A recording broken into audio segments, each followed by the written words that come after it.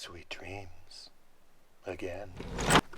Little Nightmares 2 is a platforming horror game specifically focused on depicting someone's nightmares and overall dread. The sequel to Little Nightmares uses a different cast of monstrous characters and places from the original. To avoid some spoilery here, you'll be seeing only the first 2 locations of the game in the game clips. It's up there for its game length at $30, but also available through GameFly on the Xbox, PlayStation, and Switch consoles. The best part about Little Nightmares 2 is how they really nail the atmosphere. Simply put, it is perfect in depicting nightmares in a video game. It's how you would expect in the locations it depicts too, like with the school being one location.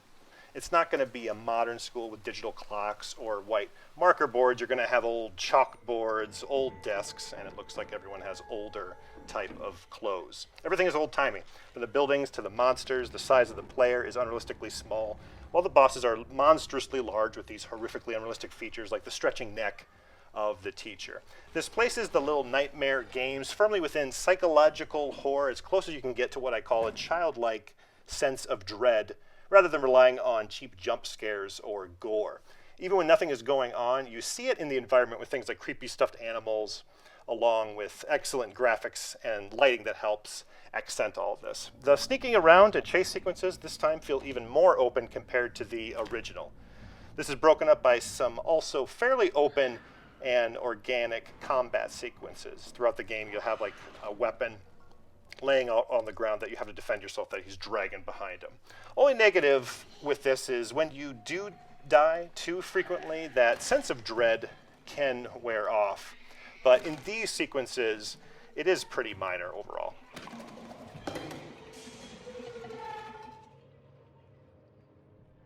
The worst part, like in the original, is that it's too short. A little bit longer, but still hovering around that 5 to 6 hours mark. Only thing to keep you coming back is searching for collectibles, like these smoke children things hiding around.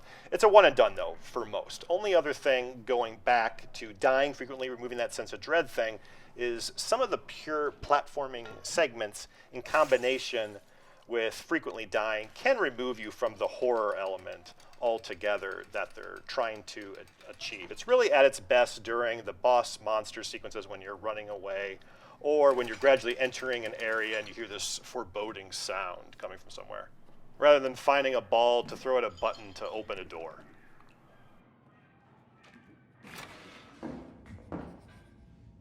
Even at $30, this is a buy. It really is special in its depiction of nightmares, really creating that atmosphere and sense of dread. The use of different locations and monsters sets it apart more than enough from the original game, and there really isn't a game as focused on the source material that comes to mind as this one that makes it good, except for the original. If you have little to zero interest in this type of nightmare-associated horror, then it's a pass, but I'd still recommend a GameFly rental given the game's length.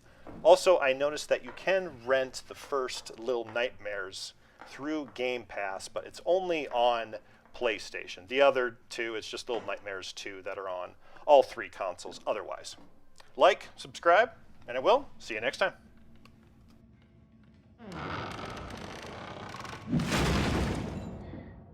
Sweet dreams.